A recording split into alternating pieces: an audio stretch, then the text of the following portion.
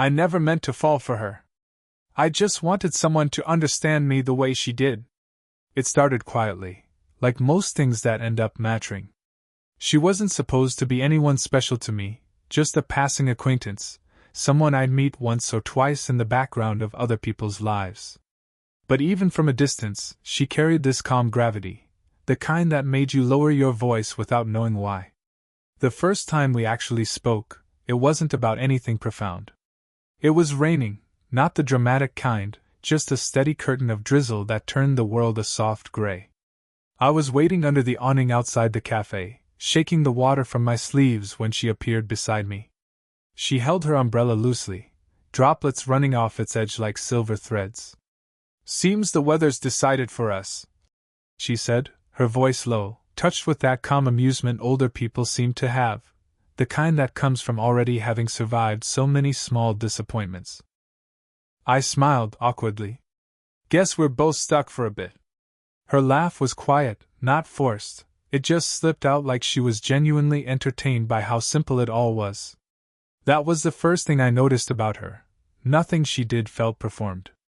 Even the way she tucked a strand of wet hair behind her ear felt honest. We talked, about the rain, about coffee, about nothing important at all.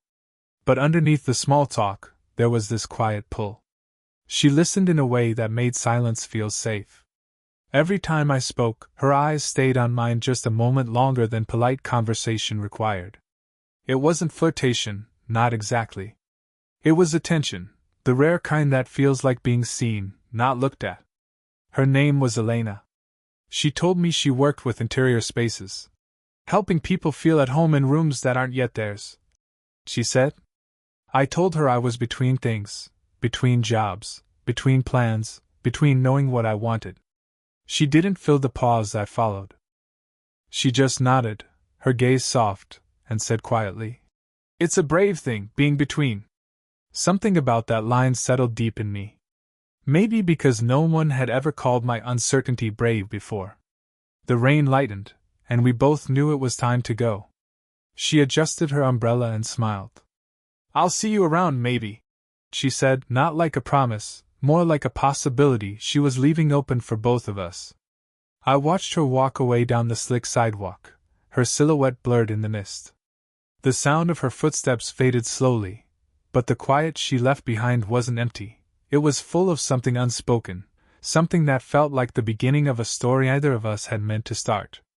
That night, as I lay in bed listening to the rain tapping the window, I caught myself replaying her voice in my mind, soft, assured, a little sad.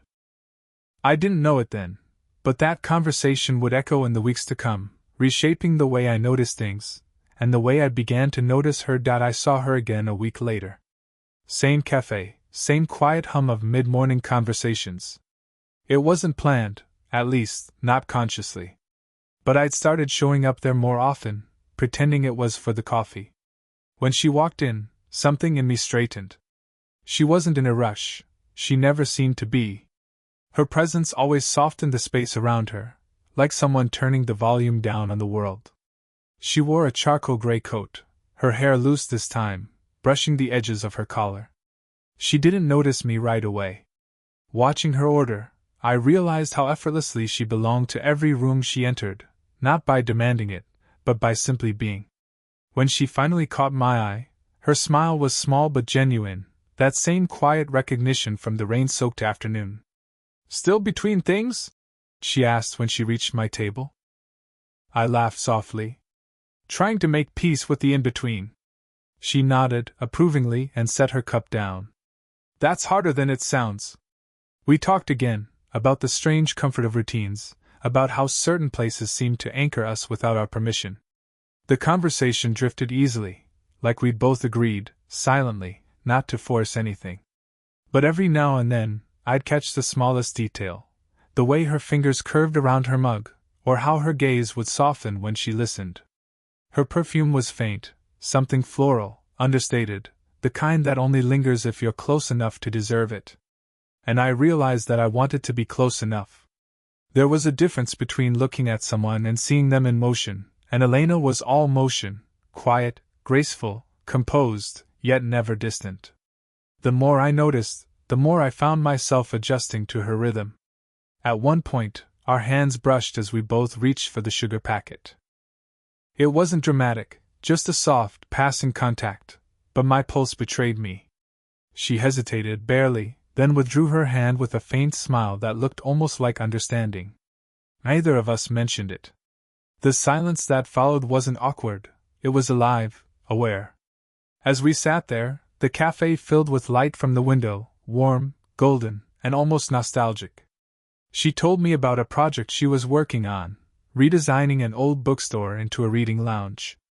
The way she described it, a place that feels like memory, not just space, made me want to see the world through her eyes. When she spoke, her voice carried something layered, experience, maybe, or the quiet fatigue of someone who'd loved and lost with grace. I didn't ask about her past, I just listened. Eventually, she glanced at her watch and sighed softly. I should go before I start talking you into painting walls and moving furniture. You'd have to promise to supervise, I said lightly. Her smile lingered. Careful. I might hold you to that. And just like before, she left, leaving behind her warmth, her half-finished coffee, and a strange stillness that filled the space after she walked out. That night, I couldn't explain why the scent of coffee reminded me of her, or why her laugh echoed in my mind long after the day had faded. I only knew this: something small had shifted. Whatever she was awakening in me, it wasn't just attraction. It was curiosity, the kind that made you want to know a person's silence as much as their words. It happened slowly, almost shyly, the way new patterns form without anyone admitting to starting them. After that second meeting, seeing Elena became something that felt less like coincidence and more like a quiet understanding. Sometimes I'd arrive at the cafe to find her already there, reading, sketching ideas in her notebook, her glasses sliding down the bridge of her nose. Other times, she'd wave me over with that soft, knowing smile, as if we were picking up a conversation left mid-sentence. She started showing me things, photographs of unfinished rooms, corners of light and texture that she wanted to capture. I never pretended to know much about design, but I liked hearing her talk about it. Her passion was subtle, but it drew you in. She spoke the way artists paint, with pauses that felt deliberate, intentional. One afternoon, she slid her phone across the table. You should come by, she said, showing me a photo of the bookstore she'd mentioned before. It's a mess right now, but it's the kind of mess that wants to become something. I hesitated, pretending to think. You trust me around hammers and paint? She smiled, eyes warm with quiet amusement. You don't look like someone who breaks things on purpose. That was how it began, the quiet invitations. Little moments that stretched beyond coffee and conversation. She'd ask if I wanted to help her move shelves, test wall colors, choose light fixtures. It was never framed as anything more than company, but it always felt like more. The first time I visited the bookstore, the air smelled of dust and paper, a scent that felt almost sacred. Afternoon light filtered through the tall front windows, catching the dust in golden suspension.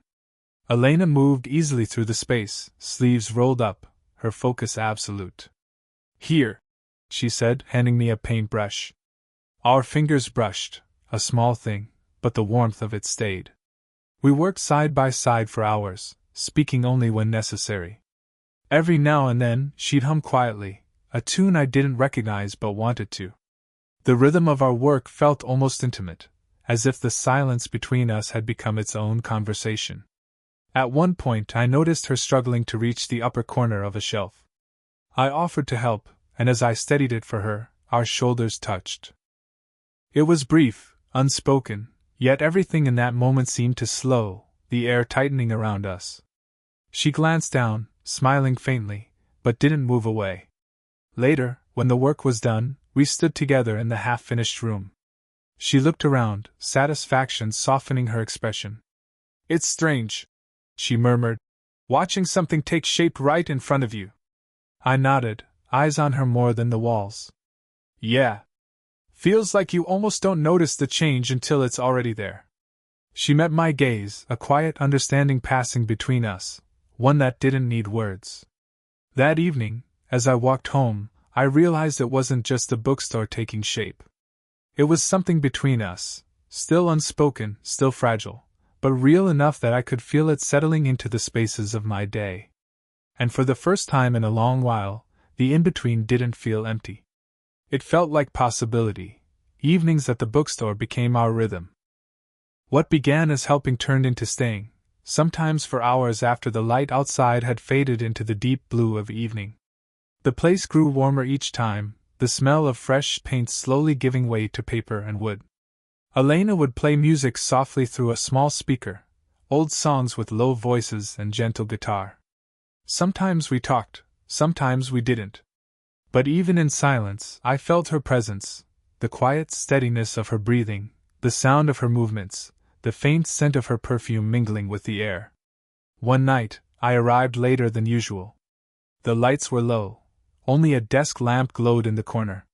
She was sitting on the floor, cross-legged, surrounded by open boxes of books. Her hair had slipped loose from its tie, a few strands catching the light. "Hey," I said quietly. She looked up and smiled, the kind of smile that comes after a long day, tired but sincere. "You're just in time to save me from sorting another box of poetry." I sat beside her, close enough to feel the warmth radiating from her shoulder. Together, we unpacked the books, the soft thud of each one landing on the wooden floor filling the quiet. Every now and then, our hands brushed as we reached for the same spine. Each time, there was that brief, unspoken pause, a flicker of awareness neither of us dared to break. At one point, I found a book of Roca's poems, its edges worn soft. I opened it and read aloud, half to myself. "Perhaps everything terrible is in its deepest being something helpless that wants help from us." Elena looked at me for a long moment, her expression unreadable. Then she said softly, "That's beautiful, and a little too true." Something in her voice lingered, a crack of vulnerability she usually kept hidden. I didn't ask what she meant. I just nodded, because I understood in a way I couldn't explain. We worked until the clock neared midnight. When she finally stood, stretching, she stumbled slightly, laughing as she reached for balance. Instinctively, I caught her hand. It wasn't dramatic, just my fingers closing around hers, but the stillness that followed said everything we couldn't. Her hand was small, warm, calloused slightly from work. She looked down at our joined hands, then up at me. Her breath caught, barely audible, and for one fragile second, either of us moved. Then she smiled, soft, deliberate, and gently slipped her hand free. "Thank you," she said, almost in a whisper. We packed up in silence after that, but it wasn't the kind of silence that separates. It was full, charged, even, like the air before a summer storm. Outside, the street was quiet. She locked the door and turned to me. "You've been a good sport," she said lightly. "Most people would have given up by now. Maybe I'm just waiting to see how it all turns out," I said. Her eyes lingered on mine, searching.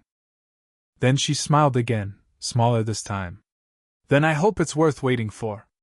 That night I couldn't sleep. My hands still remembered the shape of hers, and the space between us, once so simple, suddenly felt dangerous, alive, and impossibly close. It happened on a Wednesday, one of those evenings that felt heavier than it should. The bookstore was nearly finished.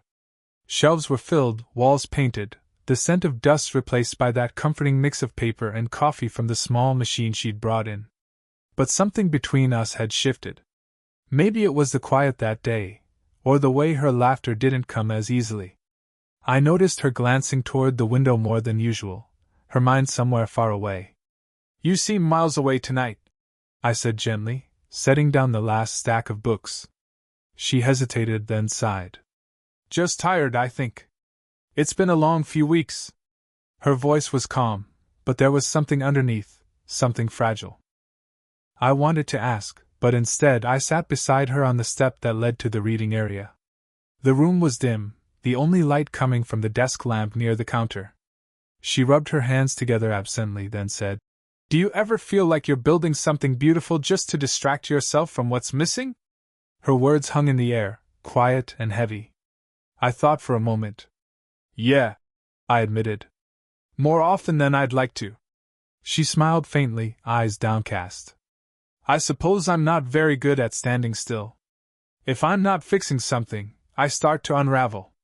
I wanted to tell her that she didn't seem unraveled at all, that she was the calmest thing I'd found in months, but the words caught in my throat. Instead, I just said softly, "You don't always have to hold everything together." She looked at me then, really looked, and for the first time, I saw the weariness behind her composure. It wasn't weakness. It was the quiet fatigue of someone who'd carried too much alone for too long. When she exhaled, it trembled just slightly. "You're kind," she said. "Too kind sometimes. Is that a bad thing?" "No," she murmured. "Just dangerous." The silence that followed was fragile, electric. I could hear the faint hum of the streetlights outside, the whisper of pages shifting in the night breeze. Without thinking, I reached out, just to rest my hand on hers. A simple gesture, meant to steady her. She didn't pull away. For a moment, our fingers interlaced, and the air between us seemed to hum with all the things we hadn't said. Then, almost imperceptibly, she withdrew. "We shouldn't," she whispered, not harshly, but with a sadness that hit deeper than any rejection could. "I know," I said quietly. She stood, smoothing her sleeves as if to erase the moment. "You should get some rest. Tomorrow's the big day, the opening." I nodded, but neither of us moved for a few seconds. The space between us felt wider than ever. When I finally stepped outside, the cool night air hit me hard. I walked slowly, trying to convince myself that her words were right, that we shouldn't cross that line. But deep down, I already knew we had. Not with a kiss or confession, but with something far more binding, understanding. And sometimes, that's the most dangerous thing of all. The bookstore opened on a Saturday. Sunlight spilled through the tall windows, catching on the new shelves and the faint gleam of polished wood. People wandered in, curious neighbors, friends of friends, a few strangers drawn by the scent of coffee and curiosity. Elena moved through the space with quiet purpose, thanking everyone, answering questions, accepting compliments with that graceful ease she wore like a second skin. She smiled often, but I could see the tension hiding behind it, the way her eyes sometimes drifted toward me, then away again, as if afraid of being caught in something too revealing. When the last customer left and the lights dimmed, the quiet felt deafening. We stood among the empty cups and scattered books, surrounded by everything we'd built together. "You did it," I said softly. "It's beautiful." She leaned against the counter, exhaling. "We did it." There was pride in her voice, but also something heavier. She reached up to remove one of her earrings, setting it on the counter, and for a moment she just stared at it, lost in thought. "Elena?" I asked gently. She turned to me, her expression soft but unreadable. "You know this wasn't supposed to mean anything, right? You helping here. It was supposed to be simple." I nodded, though my chest tightened. "I know. But it stopped being simple." The words hit harder than I expected. I took a step closer before I could stop myself. "It stopped being simple a long time ago." She looked down, her fingers tightening on the edge of the counter. "You're young," she whispered. "You have so much ahead of you. And I." She stopped, as if even saying it would make the gap between us wider. I shook my head. "Don't do that. Don't make it sound like this is just about age. You know it's not." Her eyes lifted to mine, tired, searching, full of everything she'd been too careful to say. "You think I don't want this?" she said, voice trembling just slightly. "You think I haven't thought about it every day?" The admission landed like a quiet storm. She looked away, shaking her head. "But what happens when this ends? When you wake up one day and realize it was just temporary?" "I don't want temporary," I said. "Not with you." For a moment, she didn't breathe. The air between us thickened, charged and fragile. I could see the war in her eyes, fear and longing, restraint and surrender, all fighting for space. Then she exhaled, shoulders sinking. "You have no idea how much I've tried not to feel this." I stepped closer, not enough to touch, but close enough that she could feel the warmth between us. Then maybe stop trying. The silence stretched, filled with everything that couldn't be said aloud. She reached up, almost absently, brushing a strand of hair from her face. Her hand lingered for a heartbeat, then fell. Finally, she whispered, "You should go before I forget all the reasons I shouldn't ask you to stay." I didn't move for a long time. The air felt heavy with unfinished sentences. When I finally left, she didn't look up, just stood there, still as the books around her, as if afraid that even breathing would break what was left of her resolve. Outside, the night air was cold, but my chest burned. For the first time, I understood what people meant when they said something hurt beautifully.